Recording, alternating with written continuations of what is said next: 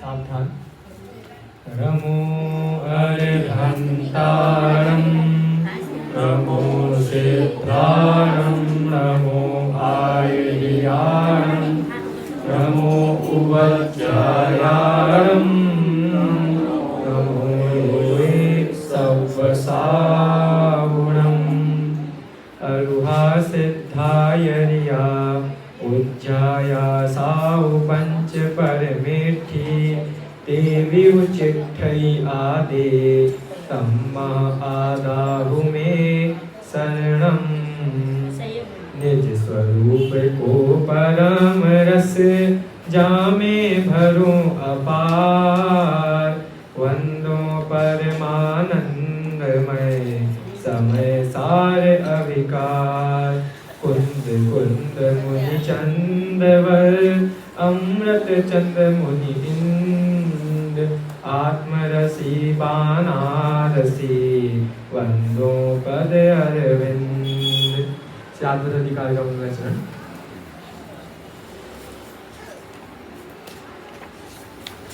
पढ़िए एक साथ आप सभी। अद्भुत ग्रंथ अध्यात्म वाणी समुझे कोई विरला ज्ञानी या में साधवाद अधिकारा ताको जो कीजे विस्तारा तो ग्रंथ अति शोभा पावे यह मंदिर यह कलश कहावे तब चित्त अमृत वचन बोले अमृत फल आचार्य बोले। कुंद कुंद नाटक विषय करो तरब अधिकार श्राद्धवाद में शादी में कहो अवस्थावार कहो मुक्ति पद की कथा कहो मुक्ति का पंथ जैसे घट कारज जहाँ तहाँ कारज मंत। समय सार ग्रंथ एक महान ग्रंथ है जो अध्यात्म का सर्वोपरि ग्रंथ है। आगम परंपरा जो हमारी चली आ रही है, लेकिन अध्यात्म परंपरा को जिन्होंने चलाया वो समय सार ग्रंथ है जिसने अध्यात्म परंपरा को चलाया। समय सार ग्रंथ के माध्यम से इतने दिनों से चर्चाएं कर रहे हैं। 5 दिन हो गए ना, आज 6वां दिन हो गया। 6वें दिन में तो आपको बहुत कुछ विषय ख्याल में आ जाना चाहिए। फिर भी थोड़ा बहुत एक लाइन भी अगर आपको ख्याल में आई है तो वो आपके जीवन की सार्थकता है। समय सार ग्रंथ में चूंकि बहुत सिद्धांत है, बहुत रहस्य हैं, जो इसको पढ़ेगा वही जान पाएगा। नहीं तो हमने कल वो ब्राह्मी बूटी वाला दृष्टांत दिया था, उसको ध्यान में रखना। इसको पढ़ के निश्चयाभास का कोड भी लग सकता है और व्यवहाराभास का कोड भी लग सकता है और तीसरा उभयाभास का कोड भी लग सकता है। इसलिए समय सार को पढ़ने के लिए भी बहुत शांति चाहिए। पहले जिन शासन थोड़ा बहुत समझ में आया हो तब आप समय सार का अध्ययन कीजिए। नहीं तो हमारी 11वीं क्लास में बच्चों को समय सार नहीं पढ़ाया जाता। शास्त्री 2 वर्ष में समय सार प्रारंभ होता है, क्योंकि पहले थोड़ा जन शासन क्या कहता है, उसके क्या सिद्धांत हैं, नए चक्र क्या कहता है, कौन से बात को विषय करता है, ये सब समझो, उसके बाद समय सार समझो। तो आपको तो हमने सीधा समय सार शुरू कर दिया, ये हमारी भूल है, कोई बात नहीं। लेकिन हमने उसको बहुत सरल भाषा में प्रस्तुत करने का प्रयास किया है। आपको थोड़ा बहुत तो अनेकांत स्याद्वाद का परिचय हुआ होगा। अनेकांत स्याद्वाद एक ऐसा सिद्धांत है जिस सिद्धांत को अनेकों लोगों ने तोड़ने का प्रयास किया, लेकिन इस सिद्धांत को कोई तोड़ नहीं सका, क्योंकि इस सिद्धांत में वस्तु का विवेचन जो सम्यक रूप से होना चाहिए वही होता है। ये अनेकांत स्याद्वाद सिद्धांत समीचीन सिद्धांत है, ये असमीचीन सिद्धांत नहीं है। समीचीन मतलब सही सिद्धांत है, जो जैसा वस्तु का स्वरूप है उसको वैसे समझाता है। बस इस वस्तु को इस अपेक्षा से ये कहा जाएगा, उस अपेक्षा से ये कहा जाएगा, बस इतना करता है।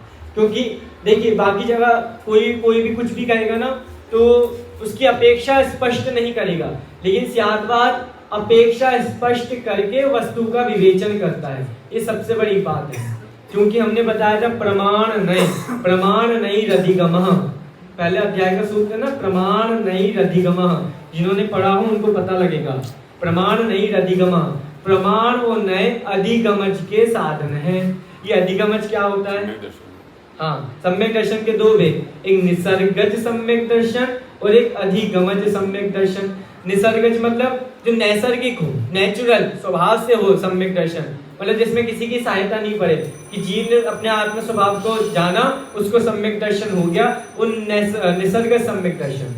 अधिगमज इस सामने वाले का उपदेश निमित्त हो सकता है, शास्त्र निमित्त हो सकता है, वो अधिगमज सम्यक दर्शन। लेकिन वो सम्यक दर्शन आप देखो, हम नहीं कह रहे, वो सम्यक दर्शन अगर प्रकट करना है तो प्रमाण नहीं अधिगमा, यही साधन है, और कोई साधन ही नहीं है। प्रमाण नहीं अधिगमा, हम नहीं कह रहे, आपके आचार्य उमा स्वामी कह रहे हैं, जो दिगंबर श्वेतांबर दोनों में समान रूप से पूजे जाते हैं। प्रमाण नहीं अधिगमा, प्रमाण नहीं साधन है। अब प्रमाण में पूरा अनेकांश आत्मा निकल जाता है, समझा? तो अनेकांश आत्मा के बारे में बहुत सारी चर्चा कर रहे हैं। हमारे प्राचीन विद्वानों ने भी बहुत प्रयास किया है कि हम अनेकांश आत्मावाद को जन जन तक पहुंचाएं। ये सिर्फ जैनियों का सिद्धांत नहीं है, ये जन जन का सिद्धांत है, कण कण का सिद्धांत है अनेकांश आत्मावाद। जो इसको समझेगा वो उसका है, वही सब वस्तु का सम्यक रूप वही समझ सकता है। क्योंकि नाटक समयसार के माध्यम से हम समयसार को और सरल भाषा में समझ सकते हैं, क्योंकि समयसार तो प्राकृत भाषा, ऊपर संवैचन स्वामी की संस्कृत भाषा, इतनी कठिन कठिन भाषा है। लेकिन नाटक समयसार पंडित बनारसी दास जी ने एकदम सरल भाषा में लिखा है कि जन सामान्य को समझ में आ सके समयसार क्या है, क्योंकि समयसार को समझना अत्यंत आवश्यक है। कल शाम के व्याख्यान में एक बात कही थी, उसको मैं आज कहना चाहता हूँ, कल वहां पे नहीं कह पाया था। बनारसी दास जी के बारे में आपने बहुत सारी बातें सुनी होंगी, एक प्रसिद्ध बात है वो भी मैं आपको सुना देता हूँ।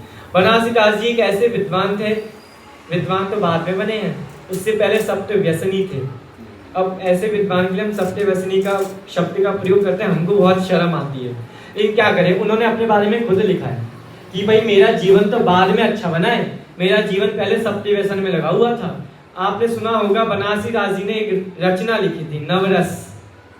सुना? आप लोगों ने नहीं सुना, आपके चेहरों ने बता दिया, कोई बात नहीं, बताता हूँ। नवरस, देखो साहित्य में अगर कोई सबसे ज्यादा वर्णन है तो श्रृंगार रस का वर्णन है। श्रृंगार रस तो समझाने की आवश्यकता है नहीं।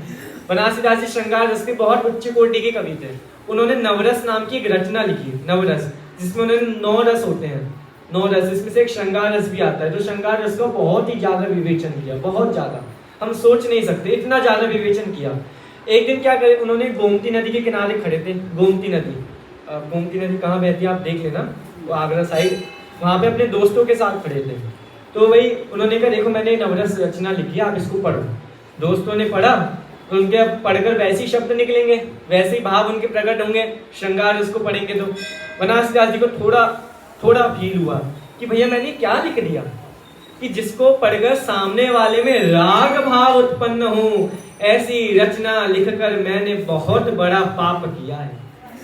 मतलब मैं कितने लोगों के राग उत्पन्न में निमित्त बनूंगा अगर ये रचना जिंदा रही तो। उन्होंने उसी समय उस रचना को उठाया और गोमती नदी में फेंक दिया। फिर उनका जीवन अध्यात्म में बन गया। और उसके बाद सुनिए, फिर उन्होंने समयसार को पढ़ा, समयसार को पढ़ा। उस समय समयसार उन्होंने प्राकृत भाषा वाला नहीं पढ़ा था, उन्होंने अमृतचंद आचार्य की जो कलश है ना, कलशों के ऊपर एक टीका लिखी है, राजमल जी पांडे ने, राजमल जी पांडे ने, उन्होंने वो कलश टीका पढ़ी थी। वो कलश टीका पढ़ के वो भ्रष्ट हो गए। सोचो समयसार पढ़कर भी कोई भ्रष्ट हो सकता है क्या? कैसे भ्रष्ट हो गए?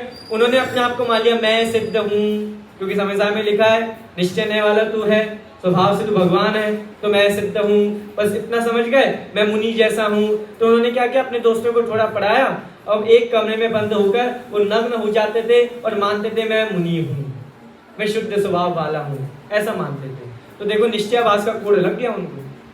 लेकिन अब निश्चयाभास का कोड सही कैसे हुआ देखना। उन्होंने मतलब उनको एक कवि मिले, जैन कवि थे वो भी, पांडे रूपचंद जी। क्या नाम था? पांडे रूपचंद जी। पांडे रूपचंद जी ने उनकी हरकतें देखी ना, तो उनको विचार है कि जीव गलत मार्ग में चला गया। मार्ग तो सही मिला है लेकिन उसको इसने गलत ढंग से पढ़ लिया है। तो उन्होंने कहा कि भैया आप निश्चय से सिद्ध स्वभाव हो, ये समयसार कहता है, लेकिन अभी संसार अवस्था में आप मलिन हो, आपकी अशुद्ध अवस्थाएं हैं, इसलिए आप सबसे पहले गुणस्थान का अध्ययन करो। तो उन्होंने पांडे रूपचंद जी ने गुणस्थान का अध्ययन करवाया। अब आप विचार करो, समयसार के 11 अधिकारों के नाम शुरू में बताए थे मैंने, याद करो, मैं फिर से बोलता हूँ, रिपीट हो जाएंगे, आपको स्मरण आ जाएगा। सबसे पहला पूर्व रंग अधिकार, जीवा जीवाधिकार, ठीक है, कर्ता कर्म अधिकार, पुण्य पाप अधिकार, आश्रम अधिकार, बंध अधिकार, संवर अधिकार, निजरा अधिकार, मोक्ष अधिकार और अंत में सर्व विशुद्ध ज्ञान अधिकार। हो गई 11। बस इसमें आपने नाम सुन लिया ना। अब इसमें बताओ गुणस्थान अधिकार कोई है क्या? नहीं आया ना, गुणस्थान अधिकार का नाम कहाँ आया? अब पंडित बनारसी दास जी ने समय सार की टीका लिखी है। अब देखो इस टीका में उन्होंने अलग से अधिकार रखा, गुणस्थान अधिकार, चतुर्दश गुणस्थान अधिकार। इसके बाद है मतलब ये 7वां द्वार पहले है, उसके बाद साध्य साधक द्वार, उसके बाद है चतुर्दश गुणस्थान अधिकार। क्यों रखा उन्होंने? मतलब टीका तो वही होती है जो मूल ग्रंथ लिखा जाता है, उसी की आप व्याख्या करो। मतलब उन्होंने अधिकार अपने मन से बना दिया, उनको खुद फील हुआ था अगर मेरे को निश्चयाभास का कोड हो गया है तो आने वाले समय में भी निश्चयाभास का कोड होगा। इसलिए पहले गुणस्थान पढ़ो, उसके बाद जाके समय सार को पढ़ो, क्योंकि हम मलिन है ना, हम मिथ्यात्व दशा में बैठे हुए हैं। अब मिथ्यात्व दशा नहीं जाए, अब मिथ्यात्व दशा में जीव समझ ले मैं सिद्ध हूँ, तो ये तो बहुत गलत बात है। इसलिए हम स्यादवाद को समझ रहे हैं, वही उससे पहले समय सार को भी हमको समझना है, उसके बाद स्यादवाद समझ में आएगा। मतलब आप समझिए अनेकांत स्यादवाद, एक ही सिक्के के दो पहलू हैं, समझिए। अगर हमको शुद्ध स्वभाव का अनुभव करना है तो अनेकांत स्यादवाद को समझना अत्यंत आवश्यक है। बहुत सारी चर्चाएं हमने की हैं, छंद पढ़ने का समय नहीं है, लेकिन अंतिम दिन मतलब परसों या मतलब मैं परसों तक प्रयास करूंगा ये अधिकार पूर्ण करूं, तो हम सारे छंदों का एक बार शांति से पाठ करेंगे, आपको पूरा विषय ख्याल में आएगा। अभी हम कुछ कुछ विषय का छंद पढ़ते हैं, लेकिन उस समय हम पूरा पाठ करेंगे तो आपको पूरा आनंद आएगा। चलिए, बहुत सारी चर्चाएं हुई थी, कोई कहता है वस्तु ऐसी है, कोई कहता है वस्तु वैसी है। अब भैया बहुत सारी चर्चाएं तो पंडित बनारसी दास जी ने बता दिया, आप स्यादवाद को समझो तो आपको सब समझ में आएगा, अपेक्षा को समझोगे तो सब समझ में आएगा, सप्तभंगों को समझोगे तो सब समझ में आएगा। इतना पंडित बनारसी दास जी ने वर्णन कर दिया। अब उन्होंने एकांतवादियों के 14 नए पक्ष, 14 नए भेदों का वर्णन किया कि भाई जो एकांतवादी हैं, जो आतंकवादी हैं, वो 14 क्या कहेंगे, अपनी बात कहेंगे 14 प्रकार से। अब एक पक्ष है, मतलब बहुत सारे मत है दुनिया में, यहाँ तो सिर्फ 14 का वर्णन किया है। एक मत में भी बहुत मत होते हैं, जैसे देखिए जैन में भी दो बहुत सारे भेद हैं, दिगंबर श्वेतांबर। श्वेतांबर में भी जो स्थानकवासी अलग है, उनके यहाँ भी स्थानकवासी अलग है, उनके यहाँ 13 पद वाले भी होते हैं, समझिए। बहुत भेद है, भेद में कितने जाते जाओगे। अब लेकिन उन सबकी जो मूल व्याख्या है, अगर एक का खंडन हो गया तो सबका खंडन हो गया, ठीक है। तो देखिए छंद पढ़ते हैं, एकांतवादियों के 14 नए भेद। वो छंद है ना आपके, ज्ञान को कारण, यहाँ से शुरू कर। ज्ञान को कारण के आत्मा त्रिलोकमय, ज्ञेय सो अनेक ज्ञान मेल ज्ञेय छाई है। जो लो ज्ञेय तो लो ज्ञान, सर्वधर्म में विज्ञान, ज्ञान मान ज्ञान जीव वस्तु नाही है। देवन से जीवन से देह उपजत से, आत्मा अचेतना में सत्ता अंश माई है। जीव क्षीण भंगुर अज्ञाय सहज रूपी ज्ञान, ऐसी ऐसी एकांत अवस्था मूढ़ पाई है। ऐसी ऐसी एकांत अवस्थाएं हैं। अब देखो चौथा मैं आपको बताता हूँ इसमें कौन कौन सी मान्यताएं हैं। हमने कितनी मान्यताएं देखी अभी तक? 2 मान्यताएं। अभी कितनी बाकी हैं? 12 मान्यता बाकी है। अब देखेंगे शांति से, उनको भी एक बार रिवीजन करेंगे फिर आगे बढ़ेंगे। देखो मैं आपको इसमें से छंद में से बताता हूँ। ज्ञान को कारण ज्ञेय आत्मा त्रिलोकमय, पहले में 2 बता दी। ज्ञान को कारण ज्ञेय, फिर कोमा, फिर आत्मा त्रिलोकमय, कि भाई ज्ञेय से ज्ञान उत्पन्न होता है, एक ये मान्यता। आत्मा त्रिलोकमय है, दूसरी मान्यता। अगला देखो, ज्ञेय सो अनेक ज्ञान मेल ज्ञेय छाई है। देखो यहाँ क्या कह रहे हैं, अनेक ज्ञान, क्या कह रहे हैं? ज्ञेय सो अनेक ज्ञान, एक ज्ञेय से ज्ञान अनेक प्रकार का होता है। ज्ञान तो एक ही प्रकार का है, वो जीव कहता है ज्ञान अनेक प्रकार का है, अपेक्षा है, ठीक है। ज्ञेय सो अनेक ज्ञान मेल ज्ञेय छाई है।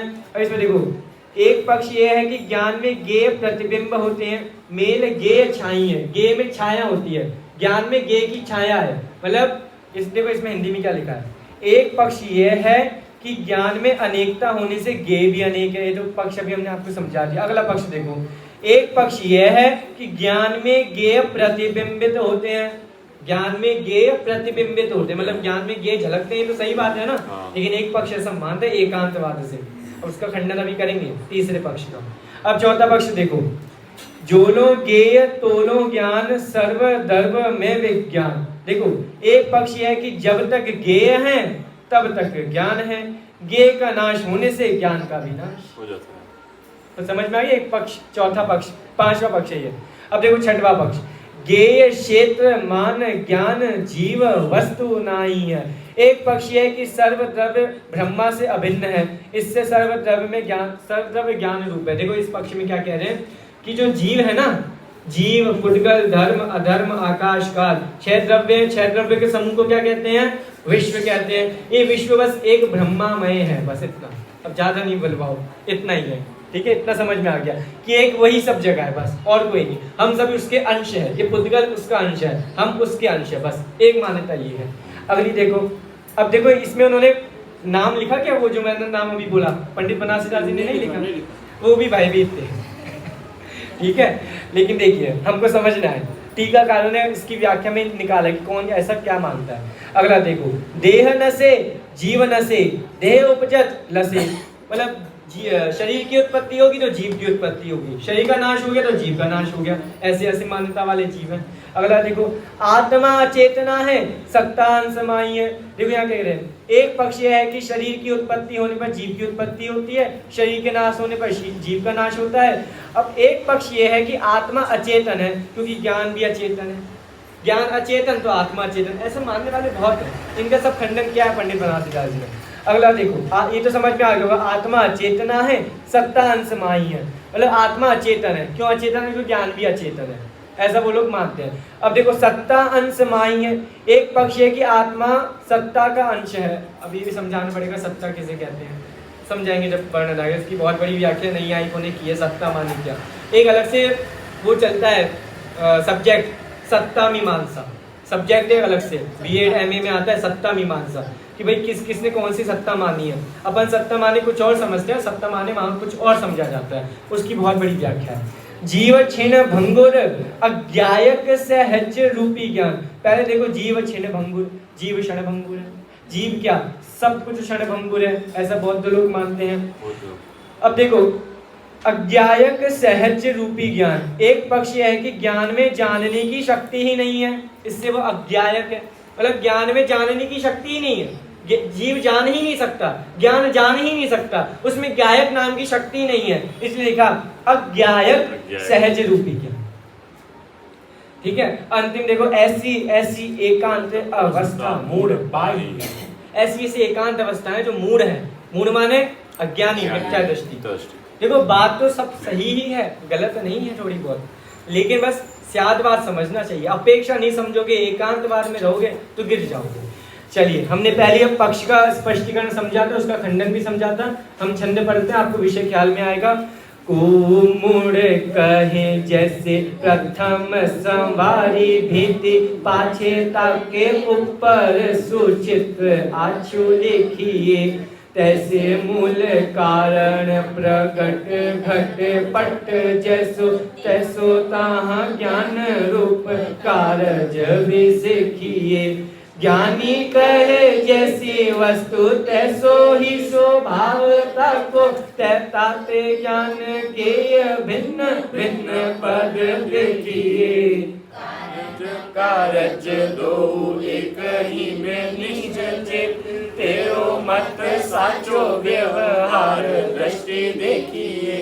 समझ में आ गया। पहला पक्ष को क्या कहना था कि भैया ज्ञेय से ज्ञान उत्पन्न होता है, पहले पक्ष ने ये वाली बात कही थी, ये दूसरा पक्ष था पहला ही था, हाँ, ज्ञान के लिए ज्ञेय कारण है, उसको उन्होंने बहुत अच्छा दीवार के माध्यम से समझाया था, मैंने कहा आपको दृष्टांत दिया था, स्मरण कीजिए, ठीक है। पहले पक्ष का खंडन कर दिया, बस अंत में उन्होंने स्पष्टीकरण किया, कारण कार्य दो एक ही में नीह चेपे, निश्चय से कारण कार्य एक वस्तु में है, अलग अलग नहीं है। और तेरो मत साचो, भाई तेरा मत साचा है, झूठा नहीं है, बस व्यवहार दृष्टि देखिए, व्यवहार दृष्टि से देख ले, तेरा मत सही लगेगा, बस इतना सा है। अगला पक्ष देखिए, सबको ख्याल में आ रहा है ना, विषय थोड़ा बहुत तो ख्याल में आएगा, अगर देखो घर जाके नहीं पढ़ेंगे तो नहीं आएगा ख्याल में, फिर भी मैंने पहले दिन बताया था, कोई भी बात समझनी है ना तो भाई गुरुजी जो पढ़ाने वाले हैं उससे पहले एक बार उसको पढ़ कर आ जाओ, रीडिंग करके आ जाओ बस।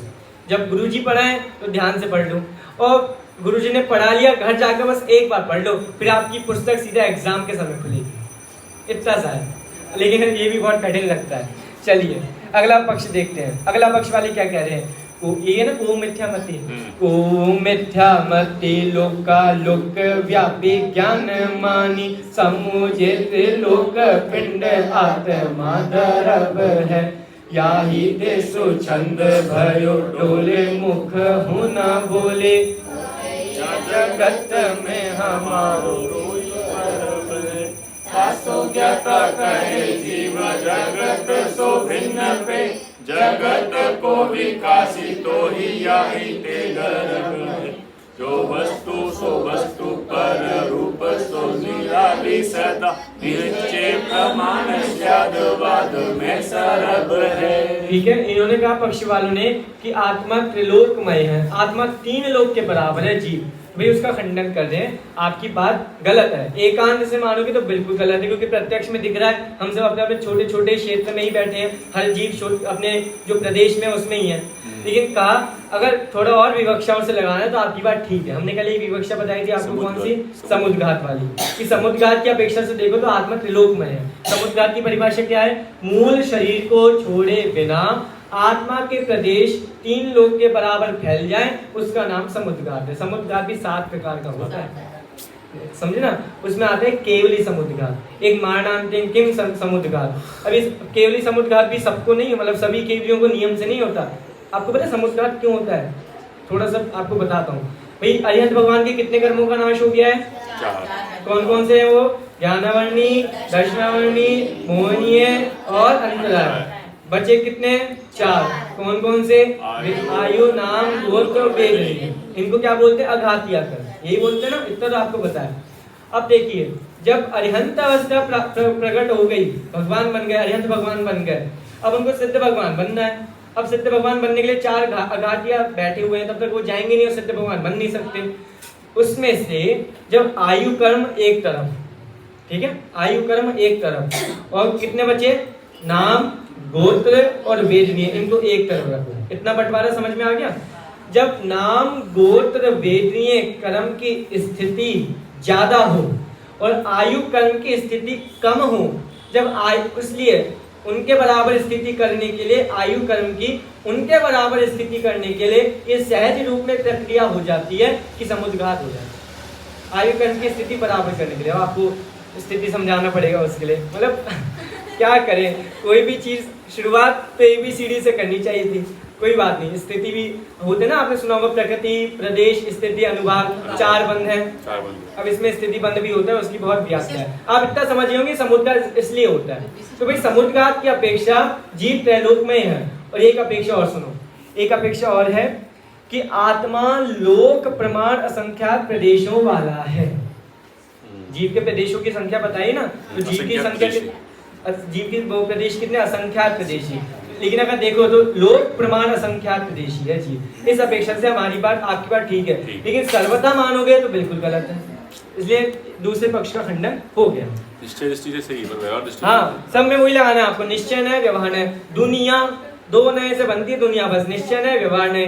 और दूसरे में आओ तो द्रव्यार्थिक नय, पर्यायार्थिक नय, बस इनसे आप स्वरूप अपने आप समझ जाओगे। चलिए अगला पक्ष देखते हैं। कौन सा छंद है आपके में, 16 नहीं, स्टार्टिंग कहाँ से है,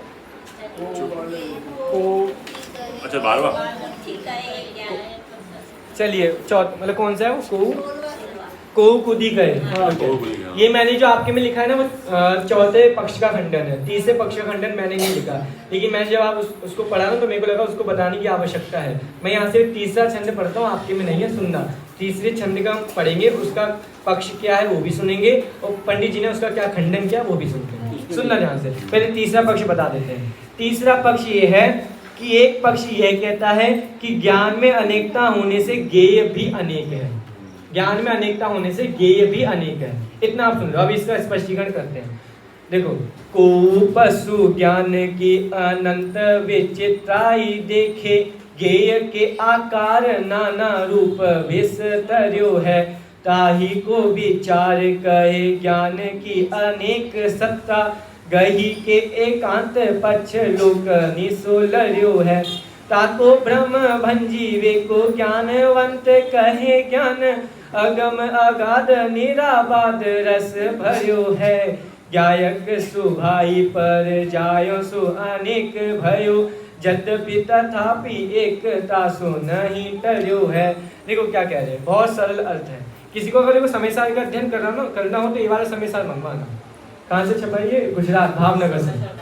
ये वाला समझो, ये वाला मंगवाना किसी को अध्ययन करना हो। इसमें बहुत सरल भाषा में, क्योंकि अगर आप बड़े वाले समय सार मंगवाओगे तो उसमें व्याख्या विशेष है, आपका सर घूम जाएगा। ये बहुत सरल है। मैं वो भी ला सकता था लेकिन मैं जानबूझ के लाया क्योंकि जन भाषा में समझाया तो अच्छा है ना। देखो क्या लिखा है, भावार्थ सुनना। अनंत गेय के आकार रूप परिणमन करने से, अनंत गेय के आकार रूप परिणमन करने से ज्ञान में अनेक विचित्रताएं दिखती हैं। भाई गेय अनंत है, अनंत गेय झलकेंगे ज्ञान में, तो ज्ञान में अनेक विचित्रता हो जाएगी। भाई मैंने इसको जाना, मैंने इस माचिस को भी जाना, ये भी गेय है सब। ज्ञान में माचिस का भी ज्ञान आया, बहुत सारी चीजों का ज्ञान आया। आप देखो हर दिन सड़क पे जाओ, आपको हर दिन नया चेहरा मिलेगा, हर दिन नया चेहरा मिलेगा। तो ज्ञान में अनेकताएं हमेशा आती रहती हैं गेयों के कारण, तो इससे ज्ञान अनेक हो गया क्या? अनेक गेय झलकने के बावजूद भी ज्ञान तो एक ही है। तो देखो क्या कह रहे पंडित जी, अनंत गेय के आकार रूप परिणमन करने से ज्ञान में अनेक विचित्रताएं दिखती हैं, उन्हें विचार कर कोई पशुवत अज्ञानी कहते हैं। क्या कह रहे? पशुवत अज्ञानी। वो जो पक्षी ऐसा जो रख रहा है उसको पशु कह दिया, पशु जैसी बुद्धि है उसकी। वो कह रहे हैं कि पशुवत अज्ञानी कहते हैं कि ज्ञान अनेक है और इसका एकांत पक्ष ग्रहण करके लोगों से झगड़ते हैं, उनसे उनके अज्ञान हटाने के लिए स्यादवादी ज्ञानी कहते हैं। आप सुनो, स्यादवादी ज्ञानी क्या कहते हैं? ज्ञान अगम्य, गंभीर और निराबाध रस से परिपूर्ण है, उसका गायक स्वभाव है, सो वह यद्यपि पर्याय दृष्टि से अनेक है तो भी द्रव्य दृष्टि से एक है। यहाँ भी वही अपेक्षा घटाइए, पर्याय दृष्टि और द्रव्य दृष्टि। देखो उन्होंने छंद में क्या लिखा, सुनना ध्यान से।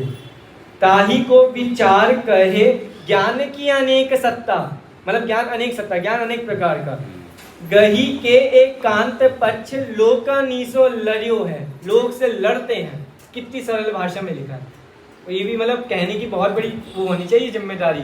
उन्होंने जिम्मेदारी उठाई है तो कह रहे हैं, नहीं तो जगत में हम कहीं भी कहें ना झगड़े हो जाए। आज तो विचार करो, पहले गांव छोटे छोटे होते थे, मतलब एक गांव में एक जगह कोई बात हुई ना, अंतिम घर जो होगा वहां तक अपने आप पहुंच जाएगी। ये नियम था पहले। और आप देखो उस समय जहाँ वो लोकगंज, शाहगंज या लोकगंज, उस समय आगरा में जहाँ ही रहते थे, उस गांव का नाम था लोकगंज या शाहगंज। आगरा तो आप मानो उस समय राजधानी थी, उसमें छोटे छोटे गांव भी होंगे ना, तो गांव का नाम आप देख लेना कौन सा है। तो अब देखो उन्होंने एक बात अगर ऐसी कही, ऐसा तो है नहीं उस गांव में सिर्फ जैन ही रहेंगे, अन्य मती वाली भी रहेंगे, तो देखो लड़ सकते थे आके। ये देखो उस समय कितना, कल मेरे को कौन बोल रहा था, भाई साहब बोल रहे थे, मतलब परसों आपके मती थे, भाई साहब ने मेरे को कहा था कि पंडित जी देखो कितने जैनी कम हो गए हैं। उन्होंने कहा जैनी कितने बच्चे हैं? मैंने कहा होंगे 50 या 55 लाख बस, इतने में सब मिलाकर, सिर्फ दिगंबर वाले तो और ही कम होंगे। तो मैंने उन्होंने कहा रेशियो बताओ, 0.05%, इससे ज़्यादा क्या करें। मैंने कहा आज तो जैनों की संख्या कम है, उसमें लिखा है पंडित बनारसी दास जी ने अर्ध कथानक में, अकबर के समय में, उस समय आगरा में 4 करोड़ जैन थे।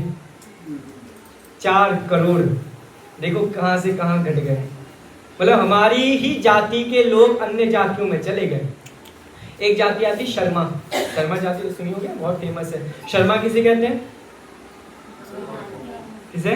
ब्राह्मण। हाँ, अब समझ जाओ। पहले के समय में शर्मा पता है किसे कहते थे? श्रमणों को शर्मा कहा जाता था। श्रमण मतलब मुनिराज का दूसरा नाम है श्रमण। श्रमणों से निकल गया शर्मा। शर्मा अपभ्रंश का शब्द है। अभी अपनी ही जातियां हैं जो बिछड़ गई हैं हमसे, कितने दुख की बात है। अब इनको समझानी जाए, कौन समझे इन बातों को। लेकिन अब आज का जमाना समझाने का नहीं, समझने का है। तो देखिए भैया, बहुत सारी बातें, सरल हिंदी भाषा है, उन्होंने भी प्राकृत भाषा नहीं अपनाई। इससे लोग ऐसा निकालते कि पंडितों को प्राचीन भाषा का ज्ञान नहीं था। अगर प्राचीन भाषा का ज्ञान नहीं होता तो समझ में कहाँ से आता? प्राकृत भाषा हाँ पढ़ते थे कहाँ से? हाँ बिल्कुल, पढ़ते तो वहीं से थे ना, संस्कृत प्राकृत अपभ्रंश, और हिंदी भाषा में समझाया। उस समय हिंदी का विकास हो गया था। मैंने पहले दिन बताया था हिंदी कब से बनी है? अपभ्रंश भाषा से ही हिंदी बनी है, प्राकृत से नहीं बनी, संस्कृत से नहीं बनी, अपभ्रंश से बनी है हिंदी। आप देखो हिंदी भाषा को लोग कहते हैं कि हिंदी भाषी ग्रंथ नहीं पढ़ने चाहिए, ऐसा सुना होगा आप लोगों ने, सुना होगा ना कभी। गुजरात में जाओ ये बहुत चलता है कि हिंदी भाषियों के ग्रंथ नहीं पढ़ने चाहिए, मतलब टोडरमल जी हो गए, बनारसीदास जी हो गए, सदाशिवदास जी हो गए, जयचंद जी छाबड़ा हो गए, ये सब हिंदी भाषी ग्रंथ है, इनके ग्रंथ मत पढ़ो। लेकिन उनको कौन बताया कि हिंदी भाषा कितनी उच्च है। अभी कुछ समय पहले यहाँ आने से पहले एक वो आया था राष्ट्रीय दिवस, हिंदी राष्ट्रीय दिवस, आप लोगों ने सुना होगा, बहुत व्हाट्सएप पे चला था। तो भैया छोटी सी वाला आपको बात बताता हूँ, सुनना ध्यान से। हमारे राजस्थान में एक विश्व लेवल की प्रतियोगिता हुई कि हिंदी के ऊपर वाद विवाद था कि हिंदी भाषा सही है या अंग्रेजी भाषा सही है। तो मैंने भी पार्टिसिपेट किया, हम भी गए वहाँ पर, बहुत लोगों ने अपना पक्ष रखा।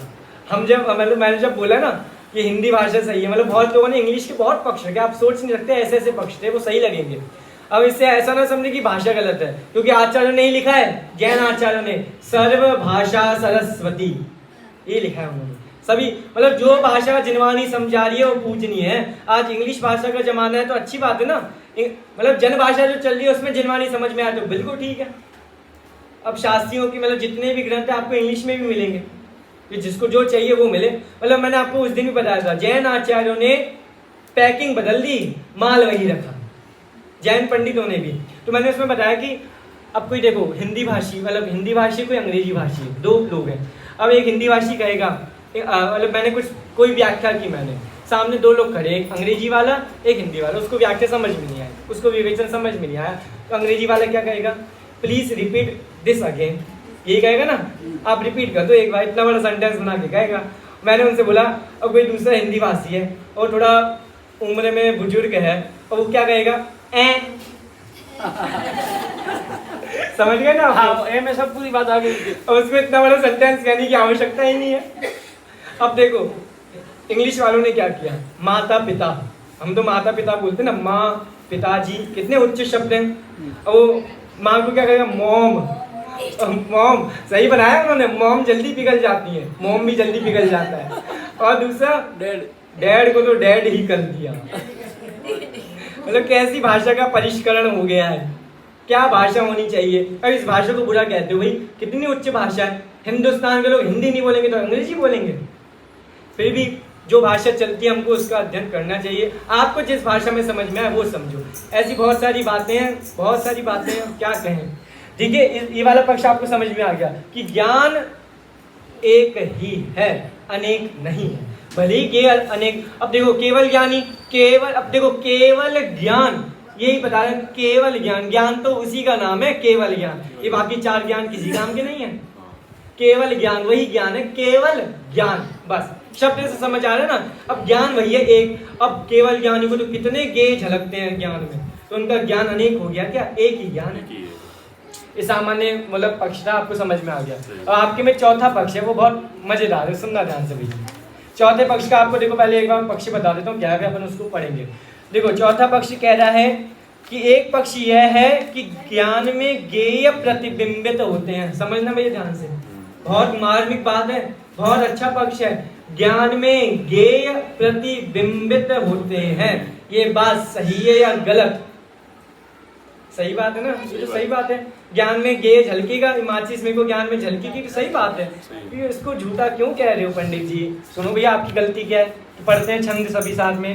को मिथ्या मति लोक, अच्छा सॉरी, ये तो हाँ, को कुधि कहे ज्ञान माही ज्ञेय को आकार, प्रतिभासी रहो है कलंक ताही धोइए, जब ध्यान जल सो पखारी के धवल कीजे, तब निराकार शुद्ध ज्ञानमय होइए।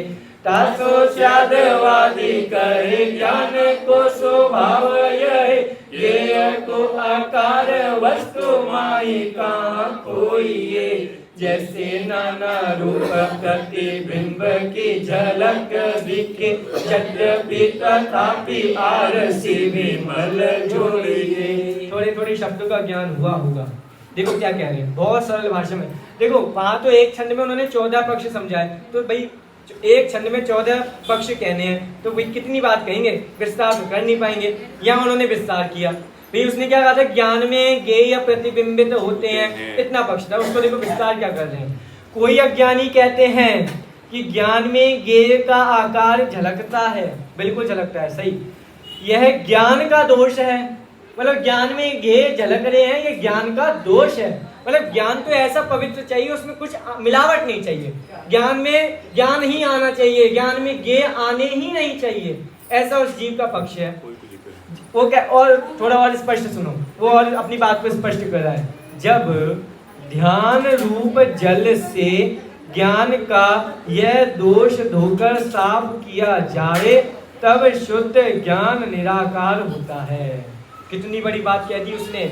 मतलब कह रहा है कि ज्ञान में ज्ञेय झलकते हैं, इतनी बात समझ में आ गई। वो कह रहा है ज्ञान तो अभी अशुद्ध है, ज्ञेयों के कारण अशुद्ध है। क्या कह दिया, ज्ञान अभी ज्ञेयों के कारण अशुद्ध है। जब ध्यान रूपी अग्नि जलेगी, ज्ञेयों का अभाव होगा तो ज्ञान आपका पवित्र हो जाएगा। ऐसे उस जीव का पक्ष है। अब देखो इसमें कितने दोष आ जाए। अब ज्ञान, अगर देखो ज्ञान में ज्ञेय झलकते हैं, बात तो सत्य है, लेकिन उससे भी बड़ा सत्य ये है कि ज्ञान में ज्ञेय झलकते अवश्य हैं, फिर भी ज्ञान उन ज्ञेयों से प्रभावित नहीं होता। ऐसा है केवल ज्ञान का चमत्कार। बाहर जादू देखने क्यों जाते हैं, जादू जैन धर्म में भी है। जैसे आईने के अंदर में प्रतिबिंब स्थिर नहीं रहता, वही अभी बताएंगे, वही बता रहे हैं, वही आगे वही उदाहरण देंगे। देखो अब पंडित जी क्या कह रहे हैं, उनसे स्यादवादी ज्ञानी कहते हैं। शब्द भी पंडित जी हर जगह वही लिख रहे हैं, स्यादवादी ज्ञानी। स्यादवादी होगा तो ज्ञानी होगा, ज्ञानी होगा तो स्यादवादी होगा। कि ज्ञान का ऐसा ही स्वभाव है भैया, स्वभाव का विवाह मत करो, ये तो ज्ञान में झलकेंगे। स्तुति की पंक्ति याद है आपको, सकल गेय ज्ञायक तदपि निजानंद रसलीन, सोजिनेन्द्र जयवंत नित्य अरिरज रहस विहीन। क्या कह रहे हैं, सकल गेय ज्ञायक तदपि, ज्ञान में सकल गेय झलक रहे हैं, सकल गेय ज्ञायक तदपि, आगे निजानंद रसलीन। आश्चर्य ये होता है कि सब कुछ झलकने के बावजूद भी वो ज्ञान में ही लीन है, अपने में ही लीन है, उससे प्रभावित नहीं होते। और हमको देखो कोई हमारी निंदा कर रहा हो, एक बार ये हमारे ज्ञान में आ गया ना, उसने हमारी निंदा की तो बस लड़ाई झगड़े शुरू। यही तो होता है, हमारे ज्ञान की कमी है कि ज्ञेय झलकते हैं और हम उनसे प्रभावित हो जाते हैं। केवल ज्ञान की ताकत है कि ज्ञेय झलकते हैं, तब भी वो ज्ञान से प्रभावित नहीं होते। परमात्मा प्रकाश ग्रंथ किसने लिखा, योगेंद्र देव। हाँ बिल्कुल सही आंसर आया, भूल गए होंगे आप लोग। परमात्मा प्रकाश में एक महत्वपूर्ण प्रकरण आया कि भाई ये लोक की कमी है कि वो तीन है। तीन लोक जैसे अनंत लोक भी आ जाएं तब भी केवल ज्ञान जैसा स्वभाव वाला है वैसा ही रहेगा, जानेगा बस। पर को जानना दोष नहीं है। देखो चार बुद्धि आपने सुनी होंगी, एकत्व बुद्धि, ममत्व बुद्धि, कलतत्व बुद्धि और भोक्तत्व बुद्धि। कुछ लोग ऐसे होशियार हैं, मतलब होशियार चंद हैं, जिन्होंने एक बुद्धि और निकाली, ज्ञातत्व बुद्धि। जानना भी एक, मतलब उसको बता रहे बुद्धि, जानना तो है स्वभाव, लेकिन वो ऐसे कह रहे एकत्व करोगे तो आप दोष है आप में, ठीक है, ममत्व करोगे तो दोष है, कर्तत्व मानोगे तो दोष है, भोक्तत्वपना मानोगे तो दोष है, और जाननापना मानोगे तो भी दोष है। भाई जानना तो जीव का स्वभाव है, पर को तो जानेंगे जीव, मतलब पर को जानना जीव का स्वभाव है। आप स्वभाव का विभाग कैसे कर सकते हो? तो देखो उनसे स्यादवादी ज्ञानी कहते हैं कि ज्ञान का ऐसा ही स्वभाव है, ज्ञेय हाँ स्वपर प्रकाशन, ज्ञेय का आकाश जो ज्ञान में झलकता है वह कहाँ भगा दिया जावे, कहाँ भाग जाएगा, उसको झलकेगा। ज्ञेय का स्वभाव है झलकना, ज्ञेय का स्वभाव है झलकाना, और ज्ञान का स्वभाव है जानना। एक शक्ति है ना प्रमेयत्व गुण, ये तो सभी में है। प्रमेयत्व गुण सामान्य गुण है, असामान्य गुण सभी में है। प्रमेयत्व गुण का अभाव हो जाएगा ऐसे अगर आप मानोगे तो, और प्रमेयत्व गुण का अभाव, एक गुण का अभाव सारे गुण का अभाव, और गुणों का अभाव द्रव्य का अभाव, द्रव्य का अभाव विश्व का अभाव। मतलब सारी चैन एकदम एक दूसरे से कड़ी हुई है, एक मोती बिखरा तो भाई पूरी आपकी सब बिगड़ जाएगा। मतलब देखो कैसा स्वभाव है। और देखो उनसे अब उदाहरण आ ही गया था, अब देखो उदाहरण क्या देते हैं। जिस प्रकार दर्पण में यद्यपि अनेक पदार्थ प्रतिबिंबित होते हैं तो भी दर्पण जो का त्यों स्वच्छ ही रहता है। अब दर्पण तो सभी देखकर आए अभी घर में, है ना। अब दर्पण का स्वभाव है जो गेय सामने आएगा उसको झलकाएगा, ये दर्पण का स्वभाव है। अच्छा बताओ, शीशा, इसको शीशा मान लो। अभी आप कोई खड़ा हो, इसमें देखे, ध्यान रखना, इसमें देखा, उसने क्या देखा, इसमें क्या देखा, इसमें अपना प्रतिबिंब देखा, प्रतिबिंब देखा ना। मतलब जो इसमें हम ही नहीं देखेंगे, हमारे पीछे जो होगा सब दिखेगा। अब आप बताओ, आपने प्रतिबिंब को देखा या दर्पण को देखा? प्रतिबिंब को देखा, दर्पण को नहीं देखा। दर्पण को देख कर दिखाओ। हम तो कह रहे हैं प्रतिबिंब मत देखो, दर्पण को देख कर बताओ दर्पण को कैसे देखोगे। कैसे आश्चर्य की, मतलब अरे दर्पण का उदाहरण इतना प्रसिद्ध है। आप ऐसा, मैंने आज ही सुबह सर्च किया, आप लोग सर्च करना गूगल पे जाके, दर्पण का आविष्कार किसने किया, तो आएगा एक साइंस उसका नाम है साइंटिस्ट का, बहुत लंबा चौड़ा, आप देखना जो भी, वो भी उन्होंने बताया कि 17वीं 18वीं शताब्दी। अब भाई दर्पण का उदाहरण देखो कितना प्राचीन है। एक कुछ तीर्थंकर की कथा भूल गया कि उन्होंने दर्पण में अपना मुख देखा, उनको वैराग्य हो गया। कौन से तीर्थंकर है वो, आप बता देना जो भी है। अब देखो दर्पण का उदाहरण इतना प्राचीन है और दर्पण का आविष्कार यहाँ से कहाँ से कर लिया। और देखो अष्टमंगल में दर्पण आता है कि नहीं आता, इतना प्राचीन है दर्पण का आविष्कार। देखो विज्ञान की कमी देखो। कोई कहते हो शून्य का खोज किसने, शून्य का आविष्कार किसने किया, बताओ शून्य का आविष्कार किसने किया, ये तो पता होगा ना आपको। शून्य का आविष्कार वो हाँ नहीं, आर्यभट्ट। वो आप देखकर आपको पता है कि कौन से भगवान क्या, मेरे को याद नहीं आ रहा। कोई एक कथा है जिनको मतलब दर्पण में उन्होंने तीर्थंकर ने अपना चेहरा देखा, उनको वैराग्य हो गया। हाँ सफेद बाल। अब देख लेना कौन से तीर्थंकर की बात है। तो देखो आर्यभट्ट ने शून्य का आविष्कार किया और हमने देखा आर्यभट्ट का समय कितने बाद का है। उससे पहले षट्खंडागम लिखा जा चुका था, उसमें शून्य है। देखो विज्ञान की कमी, विज्ञान की कमी नहीं, हमारे ज्ञान की कमी है कि हम नहीं पहचान पाते और विज्ञान के चमत्कार में खोज रहे हैं। आज देखो आप विचार करो, विज्ञान का कोई भी साधन, मैं विज्ञान पे टिप्पणी नहीं कर रहा लेकिन फिर भी समझो, विज्ञान का कोई भी साधन देखो वो हमको सुख देता है या दुख देता है? दुख देगा। फोन सुख का कारण या दुख का कारण? अच्छा आपकी ये स्कूटी होंडा, ये सुख का कारण या दुख का कारण? कोई भी आविष्कार उठा लो आप, कोई ऐसा आविष्कार, ट्रेन सुख का कारण या दुख का कारण? कोई भी आविष्कार ले लो, सारे दुख के कारण मिलेंगे अंत में जाके। थोड़ा सुख लगेगा वो सुख नहीं, सुखाभास है। तो हम इसलिए ऐसा कहते हैं। आज लोगों ने सुनिए हो गया सुनिए देखिए, आज लोगों ने साधन अपना लिए, साधना नहीं अपनाई। पहले साधन नहीं थे, साधना अधिक थी। इसलिए कहते हैं अगर विद्वान युग पुरुष बनना हो तो साधन से नहीं बनते, साधना से बनते। पहले ये आचार्यों के पास थोड़ा मोबाइल था, कितने साधन, तो पहले साधन कहाँ थे, साधनों का अभाव था, फिर भी युग पुरुष पैदा होते थे ना। इसलिए एक बार कविता एक कंपटीशन हुआ था जिसमें मैंने कविता का विषय लिया था साधना। उसमें मैंने एक पंक्ति लिखी थी, सुनना ध्यान से आप लोग, बहुत मार्मिक पंक्ति है। पहले युग पुरुषों की कमियां नहीं होती थी इस भूतल पर आज देखता हूँ भू को तो दिखता केवल मरुस्थल। आज विद्वान युग पुरुष कहाँ पैदा हो रहे हैं? क्योंकि आज सब साधन में लग गए हैं, साधना को नहीं अपनाना चाहते। इसलिए साधना नहीं अपनाओगे तो अनेकांश बात कैसे समझ में आएगा।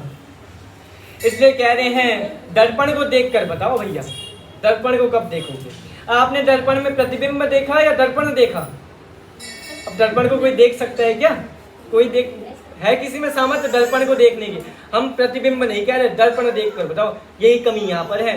ज्ञान में गेय झलकते हैं तो गेयों पे प्रभावित होते हैं। आप ज्ञान को देखकर बताओ, और जो ज्ञान को देख लेते हैं केवल ज्ञान प्राप्त कर लेते हैं। उनके ज्ञान में पर जानने में आता है, लेकिन जानने के साथ साथ वो पर से प्रभावित नहीं होते, रंचायमान नहीं होते, बिल्कुल भी नहीं होते, सिर्फ स्व को जानते हैं, स्व में मस्त हैं। इसलिए नियम सार में एक गाथा आती है, नियम सार में सुनना ध्यान से। भगवान लोकालोक को जानते हैं, वो भी व्यवहार से जानते हैं। क्या कहा? लोकालोक को जानते हैं, वो भी व्यवहार से जानते हैं। व्यवहार क्या है? झूठा। केवल ज्ञान झूठा हो गया।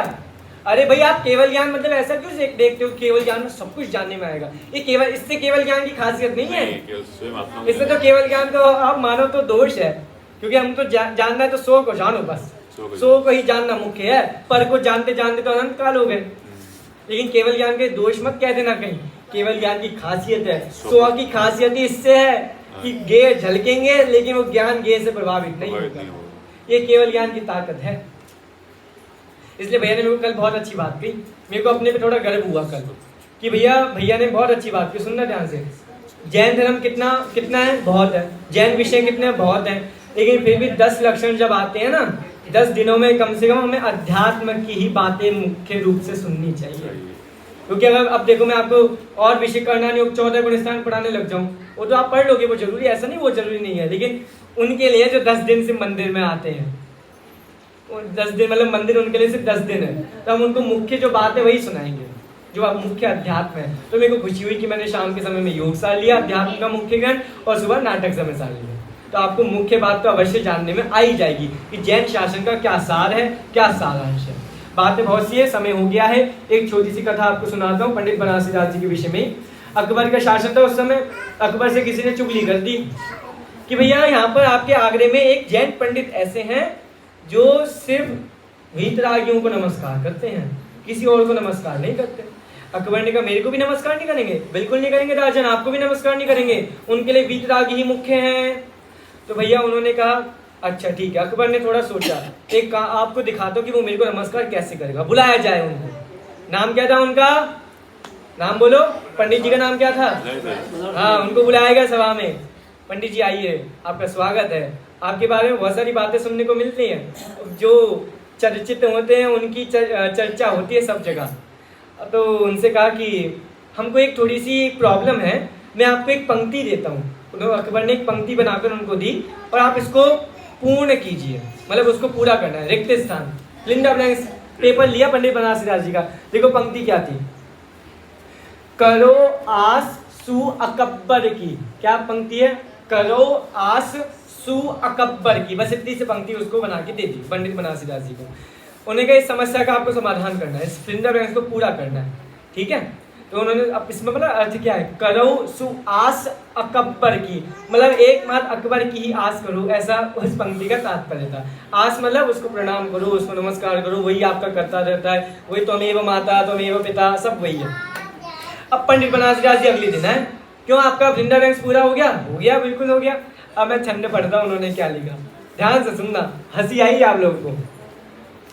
देखो मैं छंद भेज भी दूंगा। अब देखो मैं कितनी बातें कहता हूँ, मैं आपको भेज दूंगा। मैं आपको जानबूझ के नहीं भेजता, क्योंकि आप लोग मेरे को याद नहीं दिलाते कि पंडित जी आपने कहा था आपको ये भेजना है। इससे रुचि का पता लग जाता है, ठीक है। चलिए देखिए, जिया, सुनना पंक्तियां ध्यान से सुनना। जिया बहुतक भेष धरे जग में, छवि भागई आज दिगंबर की। चिंतामणि जब प्रगट्यो घर में, तब कौन जरूर अडंबर की। जब तारण तरण ही से लियो, परवाह करे को जब्बर की। जिन्हें आस नहीं परमेश्वर की, वे आस करे सु अकबर की।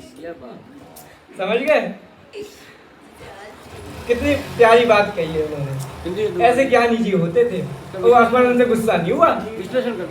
विश्लेषण करते। देखो, जिया बहुतक भेष धरे जग में, बहुत भेष धर लिए जग में, छवि भागई आज दिगंबर की।